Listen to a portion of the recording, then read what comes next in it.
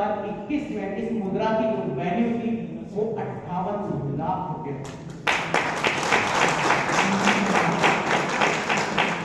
यानी कि अनादिकाल से लेके अब तक यदि बिजनेस का आप एनालिसिस करेंगे, किसी भी व्यापार का आप तरक्की देखेंगे, उसका इवोल्यूशन देखेंगे, तो ये दुनिया का पहला बिजनेस बना जिसने 58 लाख गुना ग्रोथ दी। कितना ग्रोथ दी? 58 लाख गुना। और ये ग्रोथ अभी भी जारी है। ये माना जा रहा है कि सन 2024 से 25 के बीच में एक बिटकॉइन की कीमत 4.5 करोड़ रुपए होगी। अब सवाल ये आता है कि भाई उसने बिटकॉइन बनाया क्यों? क्योंकि जब तक क्यों खत्म नहीं होंगे, ठीक है, तब तक ये बिजनेस समझ में आने वाला नहीं है। तो उसने बनाया किस लिए था? क्योंकि 1991 में एक घटना घटी थी, 9,000 करोड़ का अमेरिका के अंदर एक घोटाला होता है और 2 बैंक बर्बाद हो जाते हैं। वो पैसा आपका सुरक्षित नहीं है।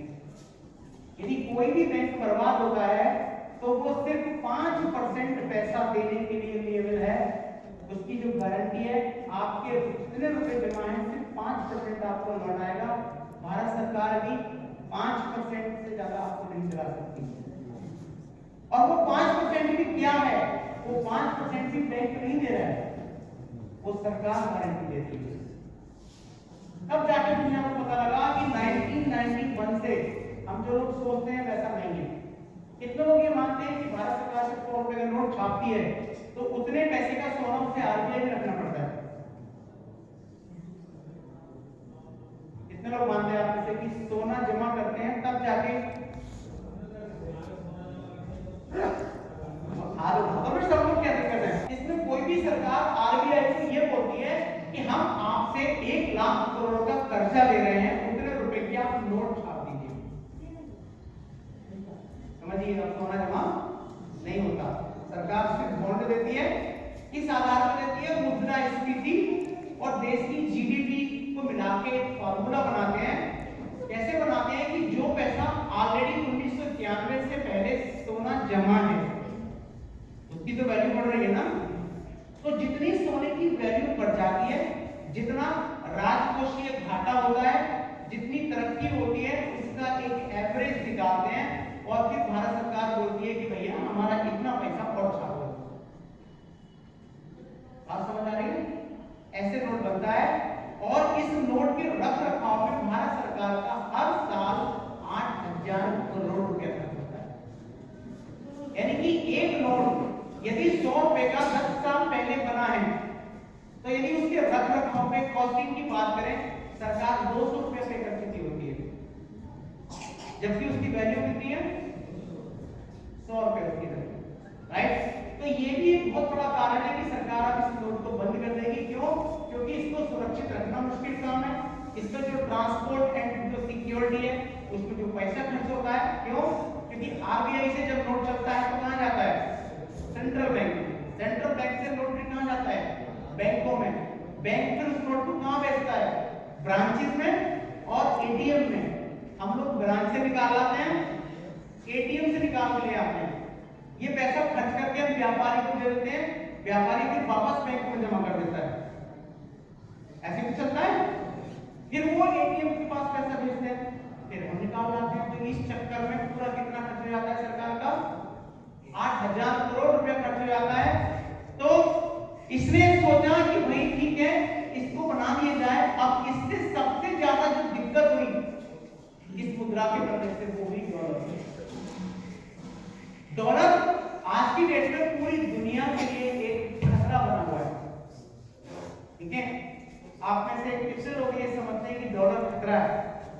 पूरे विश्व के लिए खतरा है कोई?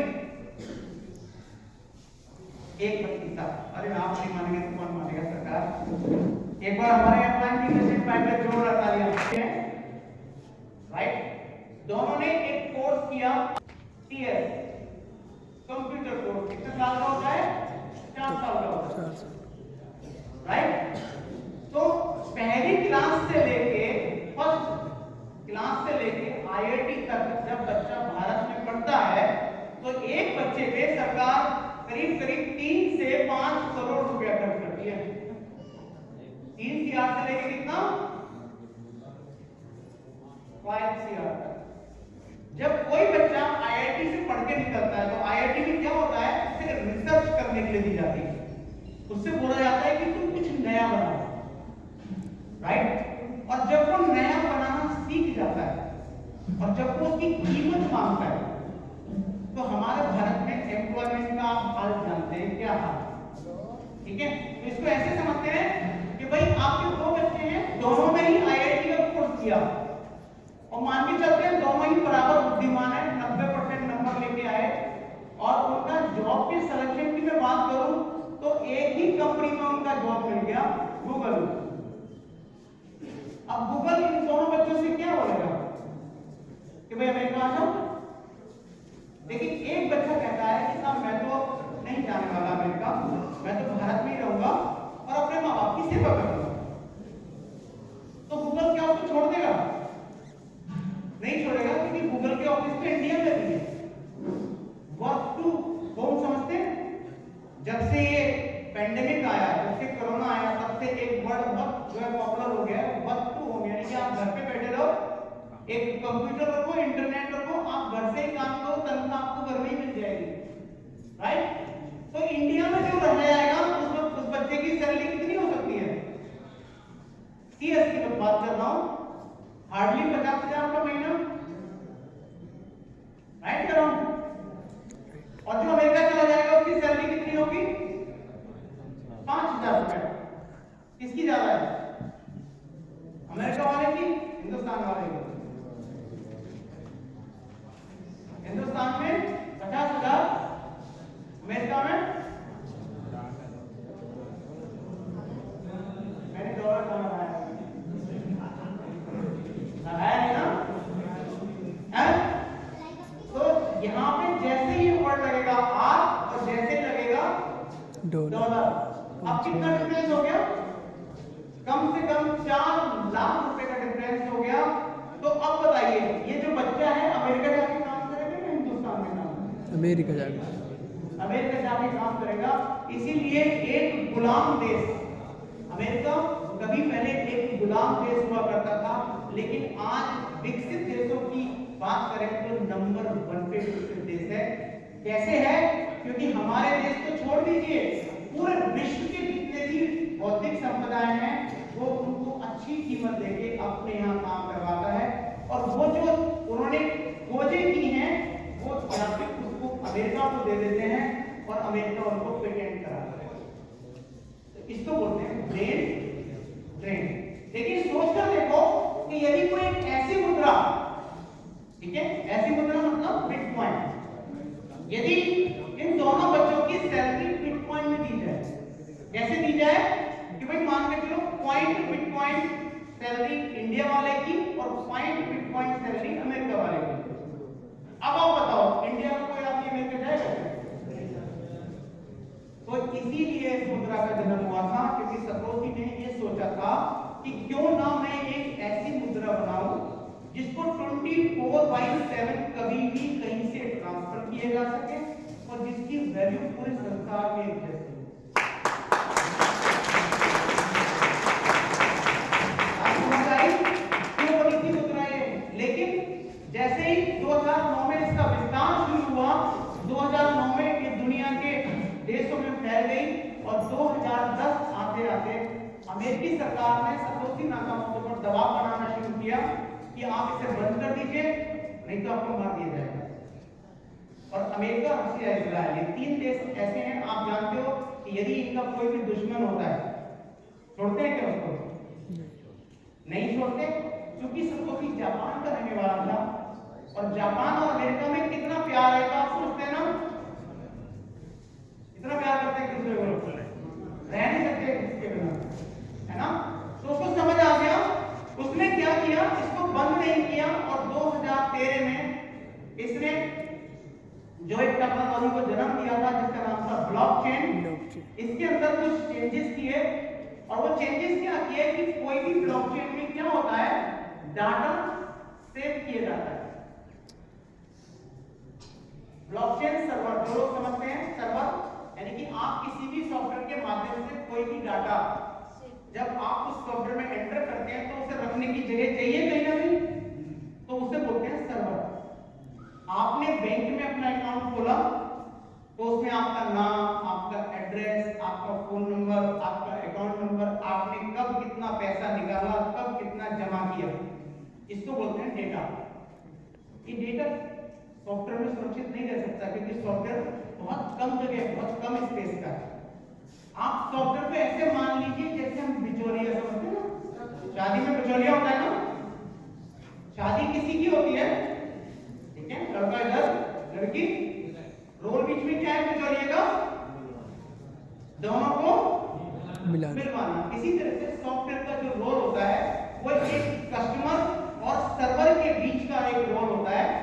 आपका सारा का सारा डाटा सर्वर में जाके इकट्ठा होता है, तो सर्वर में क्या कमी है कि उसमें एक आईडी होता है, एक पासवर्ड होता है जिसको हैकर हैक कर लेते हैं, जिसकी वजह से आपका पैसा आसानी से चुराया जा सकता है।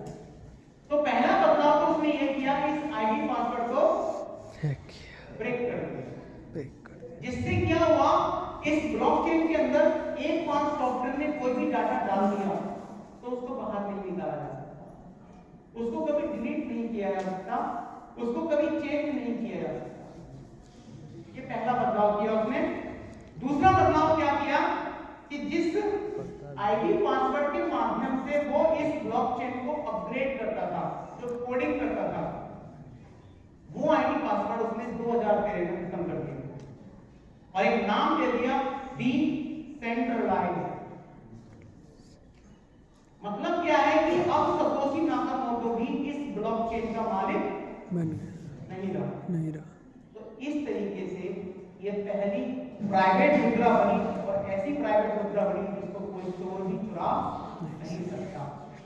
2013 से लेकर 2017 तक पूरी दुनिया में इसे ब्लॉक करने की कोशिश की, इसे बंद करने की कोशिश की, इसे बैन करने की कोशिश की, हैकर्स ने इसको हैक करने की कोशिश की, लेकिन कोई भी इसे हैक नहीं कर पाया, राइट। और दुनिया में क्या होता है, दिमाग की कमी है क्या, है ना।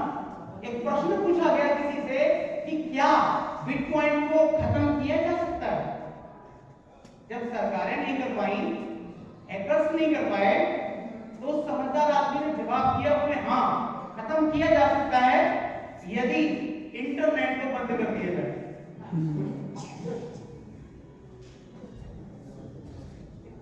अब आप सोच के बताओ, क्या इंटरनेट को बंद कर सकते हैं?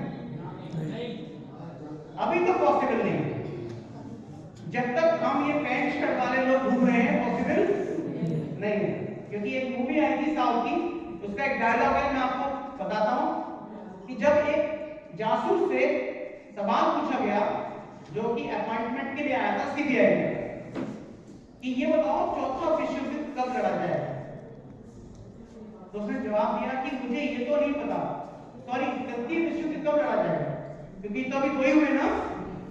तो उसने जवाब दिया कि तीसरा विश्व युद्ध कब लड़ा जाएगा ये तो मुझे पता नहीं, लेकिन हाँ हमें ये पता है कि चौथा विश्व युद्ध लाठी और डंडों से लड़ा। मतलब समझ रहे हो कि उस समय वेपन्स नहीं होंगे, ये लाठी, गोली, बंदूक, तो ये सब खत्म हो चुकी होंगी, क्योंकि तृतीय विश्व युद्ध हुआ तो वो निश्चित रूप से परमाणु युद्ध होगा, और परमाणु युद्ध हुआ तो दुनिया में ये इंटरनेट को छोड़ दो पता नहीं क्या क्या खत्म हो जाएगा। तब तो ये संभव है कि इंटरनेट बंद हो जाए, वरना अभी इंटरनेट बंद होना संभव नहीं है। उसके बाद बहुत सारी मुद्राएं आई, ठीक है। अब बात करते हैं हम